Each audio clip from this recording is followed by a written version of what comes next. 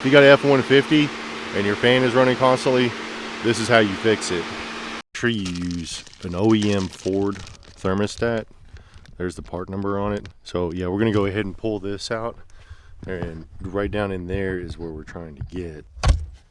So we got the white pipe out, and we're about to get into the nitty gritty of getting these two bolts off. It's gonna make a mess, so you're gonna want to put something underneath there.